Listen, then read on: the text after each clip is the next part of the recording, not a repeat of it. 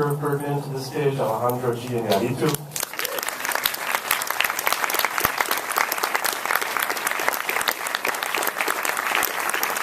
And now Michael Keaton, Edward Norton,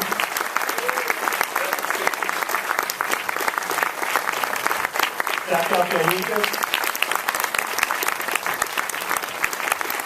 Andre Riseborough, Amy Ryan,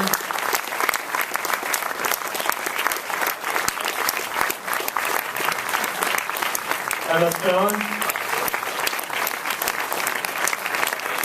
and Naomi Watts.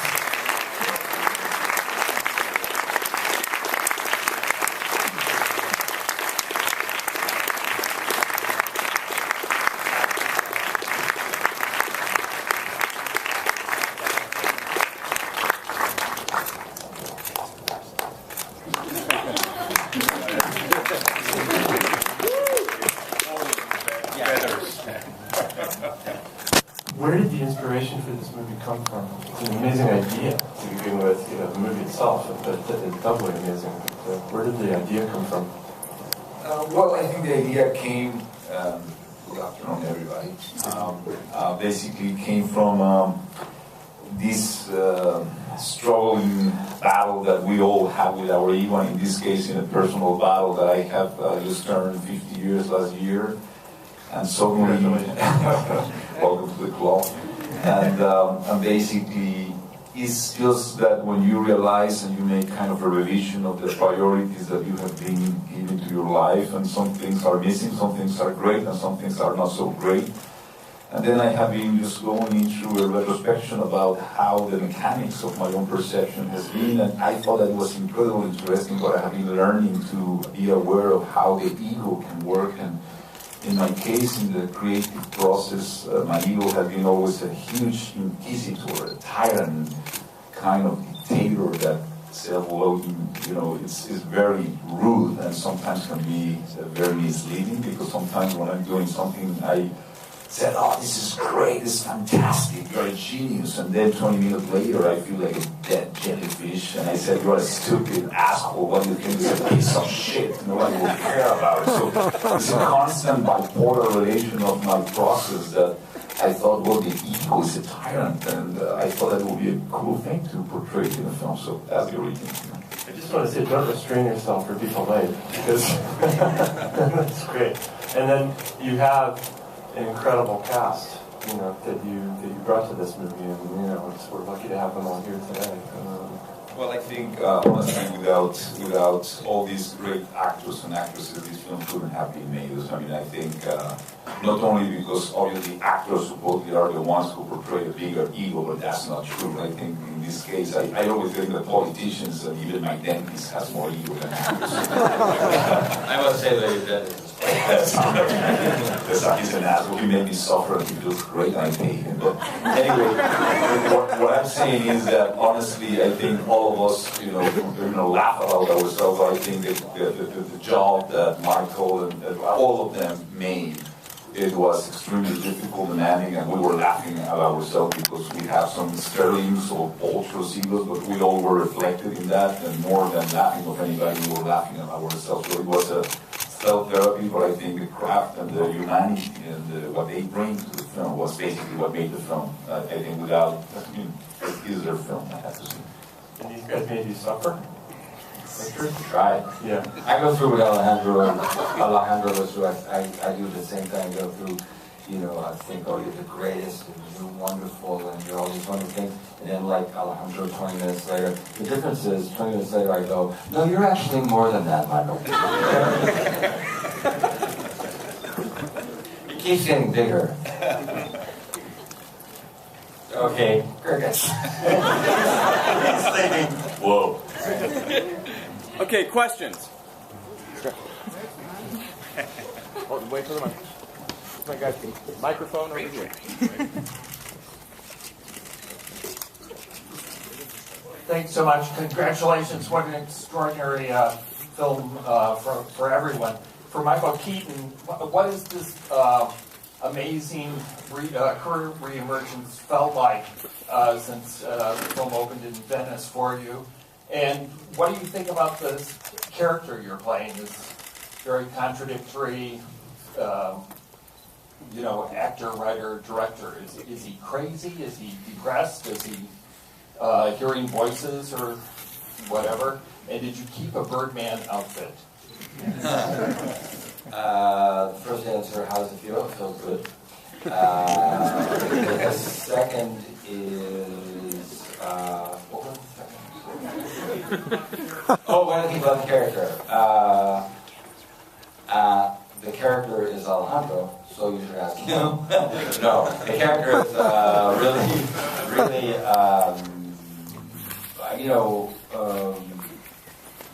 one of the most difficult things I've done, not in terms of the character necessarily, but in terms of how the film was made. And you've seen it now, so you go to within sometimes 30 seconds or 49 seconds, you have to surf a lot of different emotions and be part of this giant picture, fit into this giant picture, and because this picture is always shifting and moving, it's got so many levels, so therefore it was really, really difficult. But I like that. I like difficult most of the time. And no, to the third question, did I keep one? And what a great idea! How stupid am I not to keep one? But I'm now thinking of a way to get one. Good. Stand up. Yeah, it's on. Hi, Michael. This is a question for you, and then I guess the rest of the cast could chime in a bit. No, you can't. But go ahead. You were also in another film that had to deal with critics and Broadway called 36, which I really enjoyed. And I was wondering, since this is something that you've touched upon in 2 films, both recently, do you have any thoughts on the role critics play in,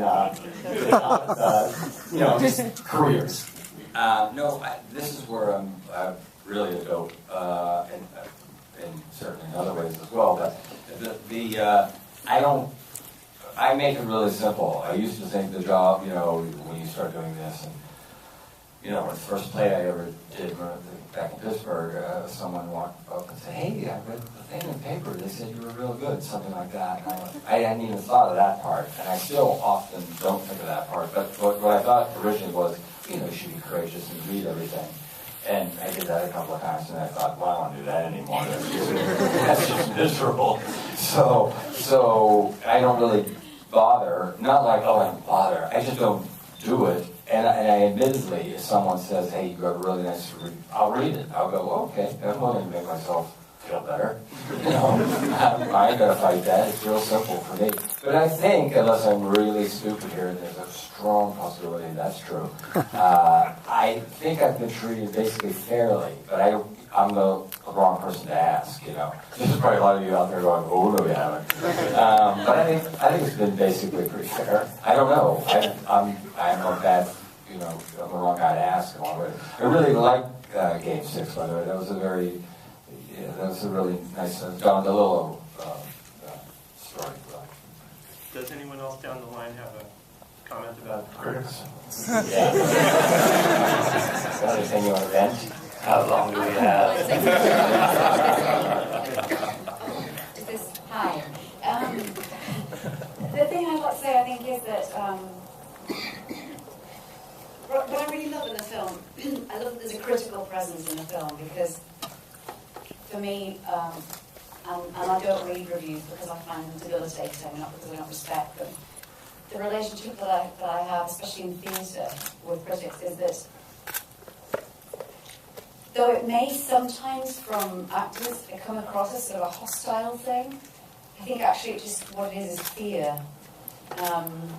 And Michael was talking earlier about the thick fog we see in Los Angeles when you come in, being a thick layer of fear flying over the city. And so the reverence that I feel in response to the critics really is what it is. It's more like fear. They saw Gambon do his bit back in the day, and now you're going to come and see me. It makes me just want to shit myself. So I think that it's just... yeah, that's all I was saying. And I've never had a bad review, so I'm not quite sure what you're talking about, but it sounds familiar, but I've heard people talk about it, but I've never had one, so it's great. Trent. Yeah. When it came to developing your role, each of you in this, a theater person for a film, I'd like to know from those of you who had your own real theater experience, and I think pretty much you all have, how you translate that theater experience, your history, into doing it here in a film. How that character developed, in part perhaps because of experiences you have had in the theater, disastrous or not. I mean, this is a piece with a fair amount of magical realism in it. I made me suddenly realize, yes, I've seen some magical theater realism in theater in my own life. Fortunately, it hasn't happened to me, it's happened to those around me. And the whole thing of getting locked out of the dressing room in your underwear, I've seen people go through these things. So, Are you in casting or something? so I'd like to know from you, to tell us about your experience as an actor or actress on stage, and how this translated into this role. Ask the theater folks. Yeah, well, I can say that I haven't done a huge amount of theatre, but just from back in the days where we were studying and, you know, doing plays then, a lot of my nightmares revolve around being on the stage and forgetting my lines or having the wrong clothes on or no clothes at all. And, you know, it is that classic recurring nightmare. A lot in the way this film was shot, with the speed and the high stakes and the technicalities and the dependency on each other and also the effects, you know, the prop things, the cameras, the lighting and the removing of tables and putting them back, you know, all of those things sort of created this high level of intensity and pressure that felt sort of emblematic of how it feels on the stage, or at least my long time memories from long ago. Yeah, I think the process of making this film was so thoroughly enjoyable and so disciplined that I think I can speak for most of us that the actual making of it was as good as the result.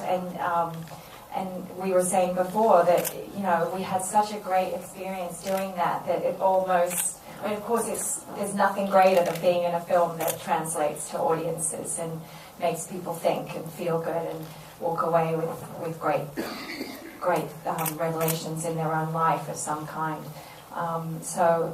But when the process and the experience and the fun of that matches, it's a good feeling.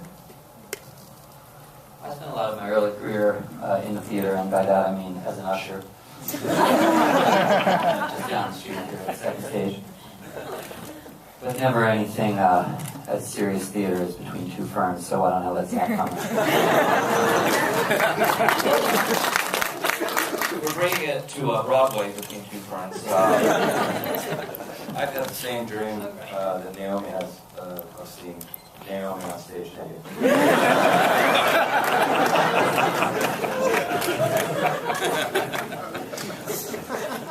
Continue. It's not a nightmare. Can you tell yet that this was a semi-serious film made by deeply unserious people? Okay, go ahead. Hi, my question is for Emma.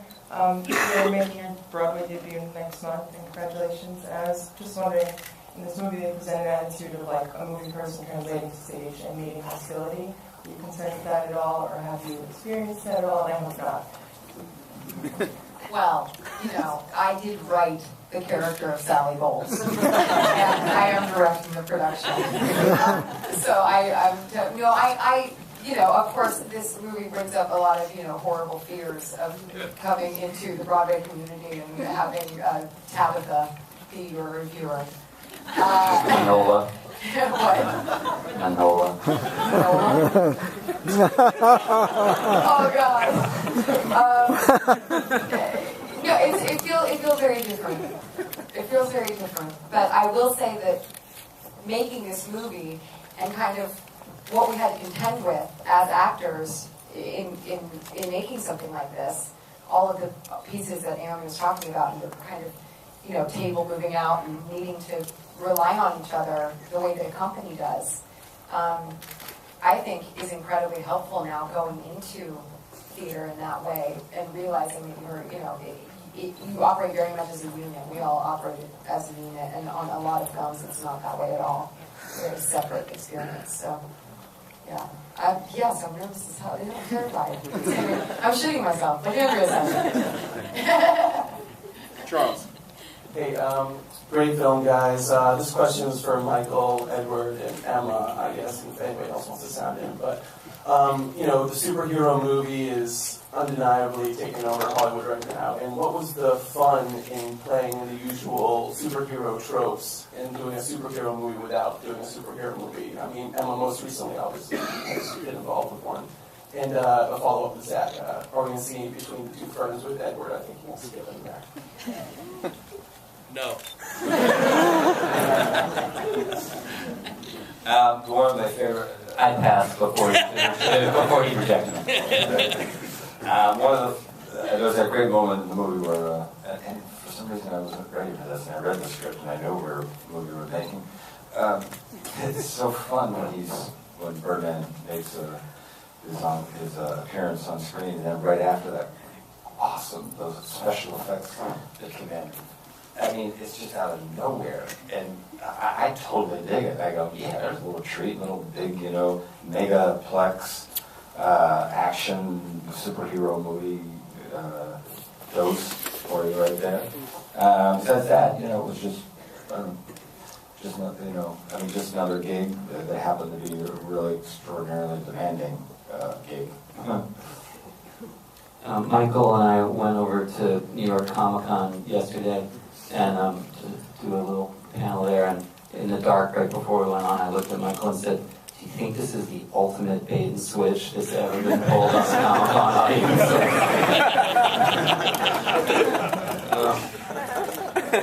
Can you imagine if you go to this actually thinking it's a superhero movie?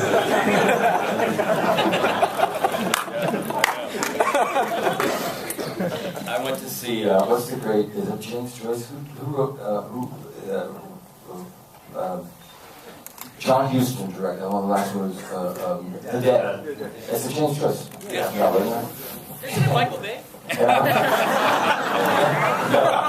that was The Fucking Dead. So I showed up and I thought, this is curious, John Huston, I gotta go see this. And then worked with these guys. You can tell they totally thought it was a horror movie. They showed up like sitting there, waiting. All of a sudden you hear mumbling in the back. And then I just kept clocking them, and in about minute 14 they're going like, fuck this. All the way back. Great film, thank you so much. For the actors, can you discuss when you might have found yourselves blurring the lines between celebrity and acting and how you handled that? Who's that? Blurring the line between celebrity and acting? Yes. You define your terms, please. Who's that? Can you use it in a sentence? Does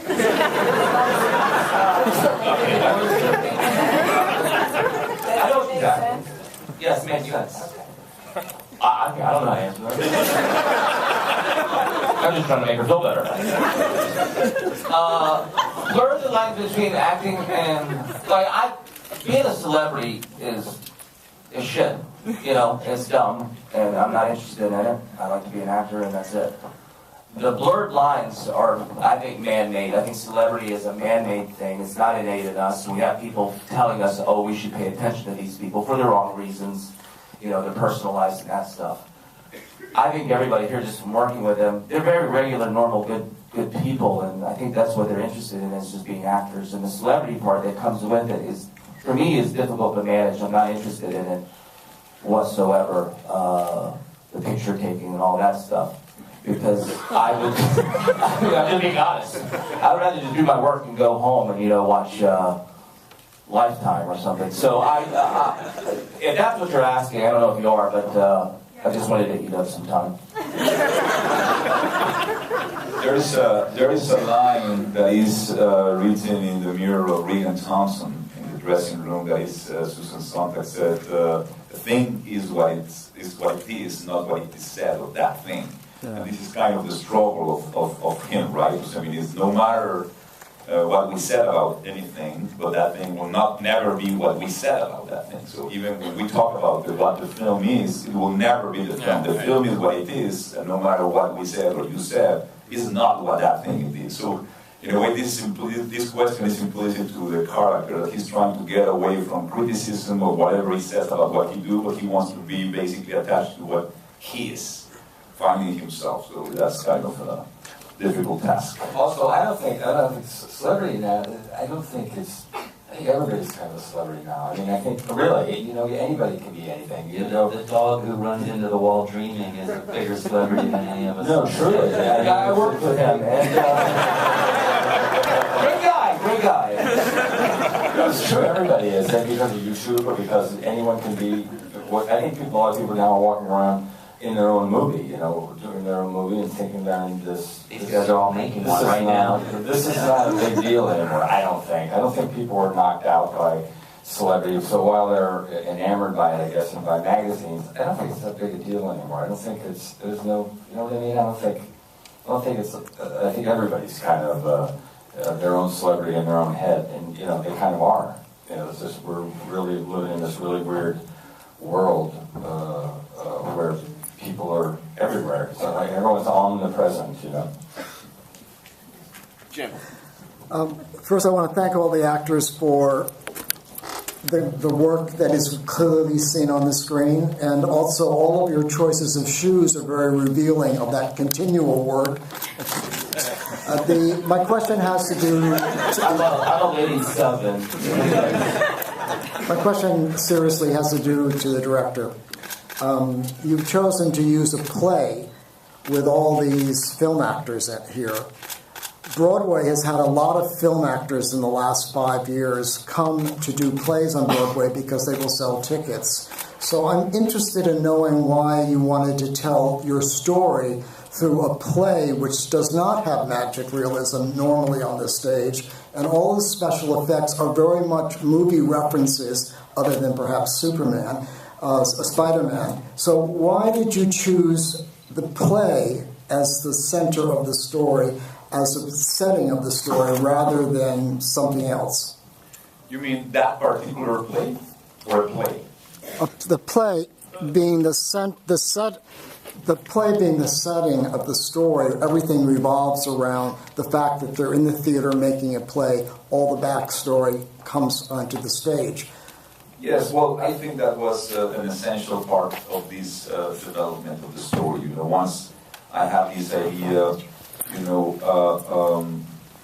my co-writer partners and I really decide that I think this short story of Raymond Carver, for me, it was a very, very important part to be decided, because it would have been a play that we made up for another author, but I think this is not only one of my favorite writers that has the capacity of really going to the human heart and the flaws and limitations of human beings with love, and even when their characters can be pathetic, they are lovable and adorable and complex and human, and what those characters in that short story are looking and questioning is what love is about, what means that, and they are looking for love. And I think I wanted a play that in a way will be projected, and suddenly the character Regan Thompson will be playing, and suddenly the play will take his life and he will become one of the characters that he's trying to be in that scene. So as you understand, I think that the game was always that the film was about the play of a guy who was working in a film, making a film about the play that is, it was a meta dialogue. So in a way, that particular Raymond Carver short story became the essential quest of the character in the film. And that's why I decided to start it with that poem of Raymond Carver that he wrote when he was 50 years old, which is when he died. He was dying, and was the last poem that he wrote, which is, did you get from life what you expected? And yes, I did, but what did you expect? I expected to be beloved, to feel beloved. So that is what we human beings are looking for, I think, no matter who you are, and I think that's what Regan Thompson is looking, validation, love, affection, and he realized that all his life. So that play became an essential part, and I was lucky to have Tess Gallagher, the widow of Raymond Carver, to allow us to use that play, because I think it's an essential part. It's the DNA of the film. Thank you. Go far right. This question's for Ed Norton. Your portrayal of a really intense method actor was really great. I was just wondering if you based it on anything or how you came up with the character. People ask me what actors I was referencing and stuff, and I always say that I basically just looked 4 feet to my left at Alejandro because I felt I'm wearing his scarf in the movie, I'm wearing his jacket. Everything I say in the movie, I've heard him say, or I know he wants to say. Let me interrupt you, because there was a very funny moment. One of my favorite moments in doing the film, we were basically rehearsing that scene where basically, Regan Thompson is trying to get him to the lines, and they are discussing about it, and he just has jumping in, and he's trying just to warm him up, and totally Mike Shiner take over and began to direct him, and suddenly I was explaining Edward, how the movement of the camera and the pace and everything. And he began to question me about it. Wait a minute, but why should you say that? So suddenly, the man that dialogue, he was basically directing me, saying what the actor was saying, and I was looking at the page and said, I thought this is a fucking mirror in the mirror in the mirror. It was so funny. My entire performance constituted dropping the Mexican accent. And that was it. For a while in rehearsals, I was saying, exactly. Cabron. Oh, I did get the cabron. Yeah.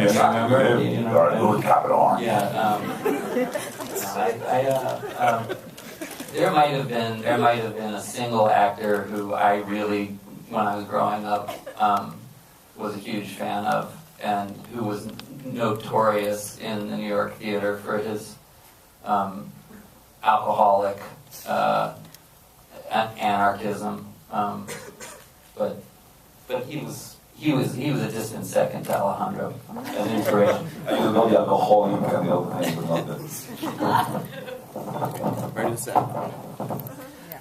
This is a question for González Iñárritu. Felicidades, Alejandro. This myth of Icarus that we have, none of us, or the majority, we have This was the myth of the Icarus. No, okay. You want to fly, you want to go up.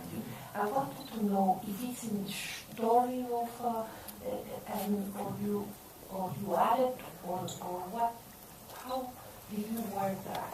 And also the noses of everybody, because the noses. The noses? Yeah, the nose of La nariz.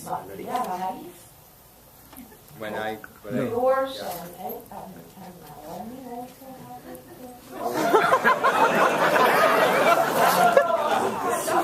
What noses you are talking about? That's a funny moment. That's funny. Did you guys do Pinocchio?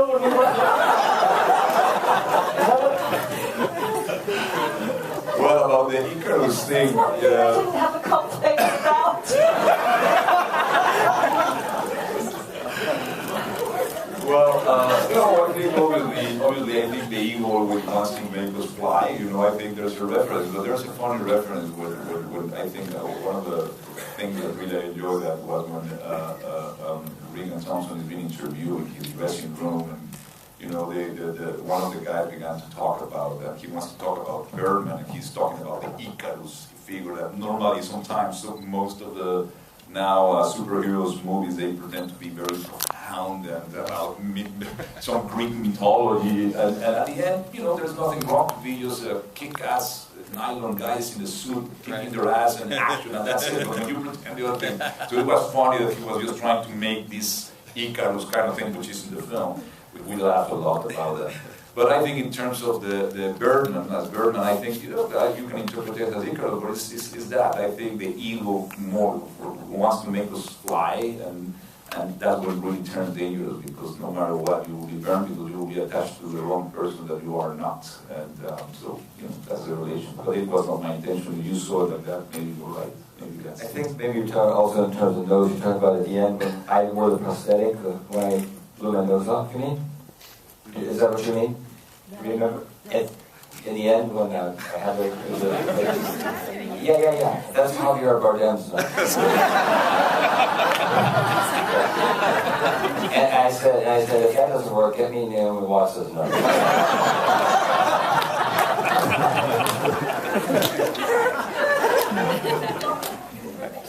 We have time for 2 more questions. We'll start on the far right. I noticed the nose thing too, but maybe it was just because we're sitting in the front row. So, I wanted to ask about the camera work, working with the camera being another character in the film. We were so close and it was so visceral. As an actor and actress, how are you guys with that, and what kind of things did you have to deal with from a technical aspect and also from a craft and acting craft aspect? I would like just to say one thing technical about it. I would like to really make a comment about the guy behind the camera, which is Manuel Lubezki, which is another Mexican guy. And I think the work that he did was incredibly challenging. And obviously, the question that you mentioned, I think it was good that they talk about their experience in the other side, but in this side, it was very, very different from everything that I had done before, was that all the decisions has to be made before we start shooting. So basically, all the camera work, all the blocking, and all the lighting was pre-designed in advance, months in advance. So there was no improvisation. Everything was precise, meticulously, studied and designed. Since the script was obviously that was the notion and the idea, so everything born being, that it will be perceived as a long one shot.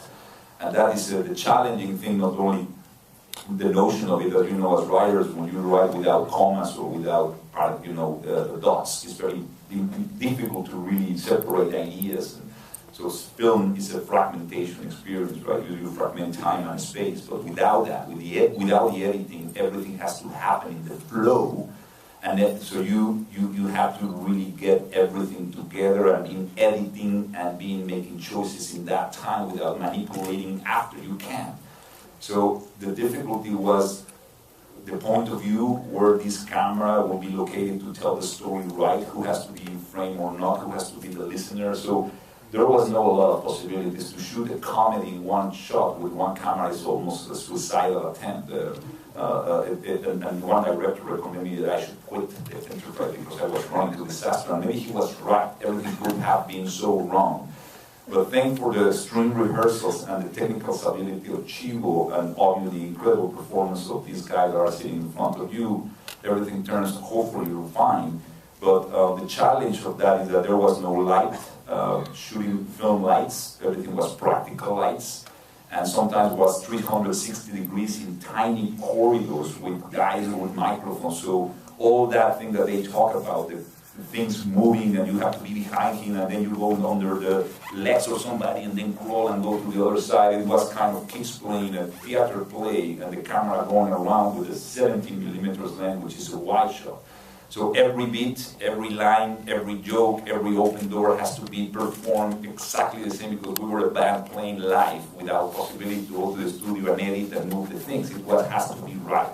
It's like to write an article or write a book without the chance to correct it, to go into the computer and erase something. So everything that was printed there will be forever and there was no net. So the camera too, as these guys were really performing and giving their most honest performance, and I was shitting my pants behind the monitor, Chivo has to be basically doing that, the focus puller has to be in focus in the moment that he looked there, then 2 steps, then one guy comes, and then the focus has to be, So any hesitation will ruin the film, that take.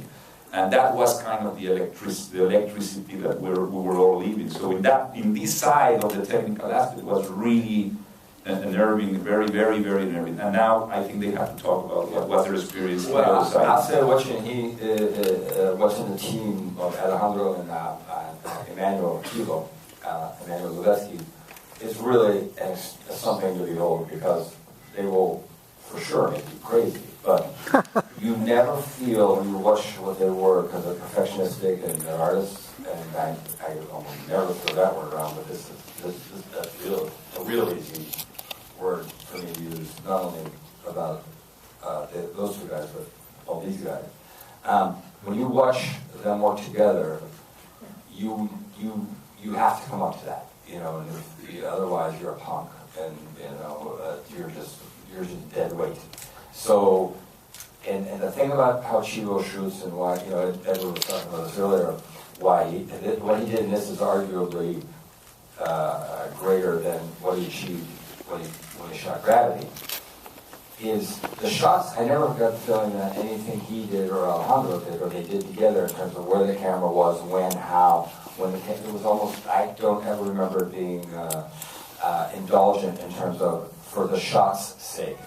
Dig it?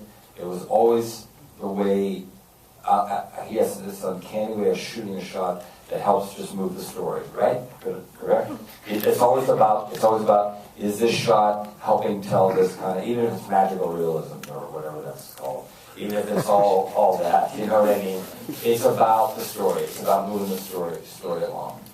I will add something. Which makes it, really, when you do that and make it beautiful, now you're compounding the issue.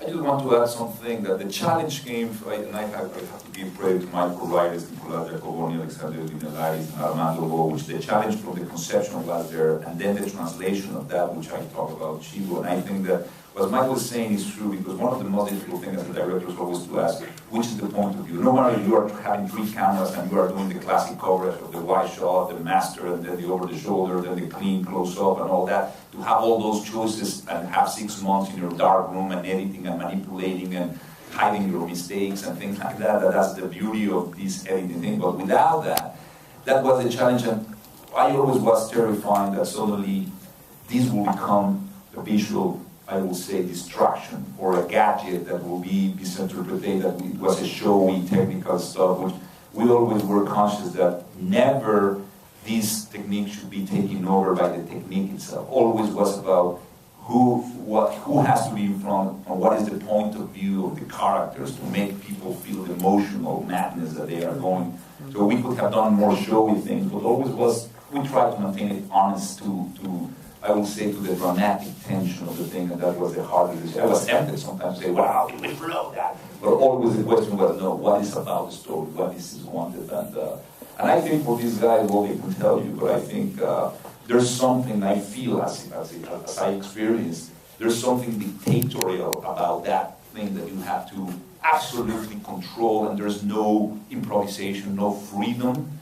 But the way that you are a slave to the system make you free, because then you have to just practice so much that then you are liberated by all those questions, and they just have to be attached to the emotion of the moment, But they can tell you what they feel on the other side, Being inside of it, is this on? Yes. Sorry.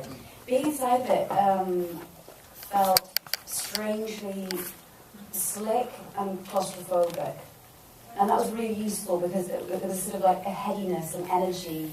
I had Charles Mingus constantly going over and over my head, and as is Sanchez's score in the film so beautifully reflects that kind of pressure cooker. And then watching the film after the fact, objectively, what was really wonderful is to see how tempting it is for Michael's character Regan to fly when he takes flight. When you take flight outside of that St. James Theatre. You have just spoiled the film. Oh no! Don't worry. Nobody's gonna see it. I'm so sorry. I don't know. Yeah, you. But you spoiled the film.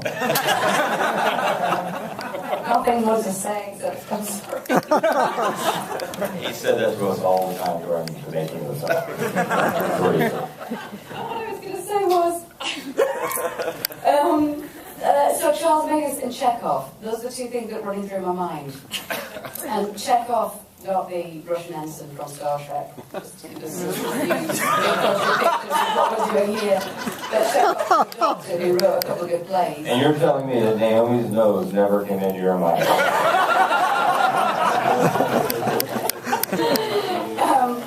Because I was once in a very funny, well, it wasn't supposed to be funny, it's a tragedy, but I was once in a production of Chekhov where Ken Branagh forgot to take a gun on to kill himself, which obviously is a problem. That also is a spoiler, but I think people know about it.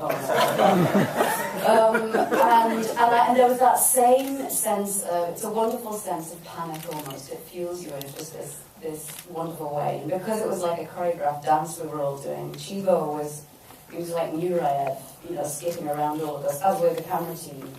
And it became quite natural, all of that. I'm wondering if Amy Ryan could chime in here, if you haven't heard from you yet. Hello. There was these happy accidents that happened during the rehearsal process. I'm speaking from my experience, the scene with Michael where I come into the dressing room. And when we first rehearsed that, we just thought, well, we would be sitting here talking by these chairs. There's no room for the camera crew and the sound. Well, we'll sit on the couch here. No, we don't fit there either. Then Michael's like, well, I'll just lay on the counter. And that was the only place really that it worked best for every moving part in the scene. Boom operator, Chivo, myself, Michael. And now I can't think of a better choice for that. That's exactly where he should be in that moment. You're just lying on the dressing table. So there's, Alejandro said that, everything was so meticulously choreographed, but yet these magical discoveries came from being limited in some ways. That's obviously a contradiction, but there were so many surprises. It was amazing to be in it and of it and to watch it. And you really get to experience it in all those different ways as an actress and all these. I've seen it twice now, and it moves me and makes me laugh really hard. I'm going back to listening now. Okay, so our final question. This question is for Alejandro. This film is completely different from anything you've done before, from all your other films, in terms of tone, in terms of cinematography, performances. How do you make a film that's completely different from your body of work and still make an Alejandro in film? Well, I think that in a way, funnily, I think the film is the same. I think the characters are as tortured as any film that I have done. It's just the approach is different. I think that in my point of view, this solely in order to survive, not the events that this guy goes through and the questions about the meaning of life and what life is about, I decided that I want to make, after so much, spicy food that I have had, I wanted dessert, and I want some to rest in my tongue. And I was so spicy already that. But I think, in a way, in order to survive those events, I think if you take an approach that is lighter and the humor, not irony or cynicism that has overwhelmed our pop culture so much that I'm tired and bored and mad about it, but in a way that is the same events of life, that life take care that all of us will fail in our solemn attempts to succeed and transcend in our stupid ideas of transcendent art or money making or whatever importance we think we are. Life will take care to tell us no, and that I found it incredibly tragic, but at the same time beautifully funny. And I think I decided to approach those tragic events in a different way, upside down. So I think this film is a little twisted because I think if you don't do that, why learn already at 50 years old that if you don't take life with that humor, not cynicism, but humor, you can't survive and you will become a bitter guy. So I decided to do that. Maybe it's the age, but I think that's the only way that we as human beings can survive, laughing at ourselves for a little bit and have a little better time. And that's how I thought about it. Can I just say in response to that, and also maybe in the theme of how you respond to critics, I think my favorite response I've seen in a long time to a critic was we were sitting at the Venice Festival, and some of the reviews were coming in, and our producer was looking at them, and he kind of like went, you know, fantastic, fantastic, fantastic, good, and Alejandro goes, who said good? and he goes into that, he reads it, and it was a very nice review, but of course this critic had to take a moment to, you know, maintain his own credibility and say that he had not liked Alejandro's other films, and he said it was a relief to see him get away from the turgid, semi-religious pretentiousness to encompass all the emotion of the world. And Alejandro goes, turgid, semi-religious pretentiousness to encompass all the emotion of the world? That sounds fantastic! The guy was a good guy. I think Cartel has taken care of it. Thank you, everybody, for coming. Thank you.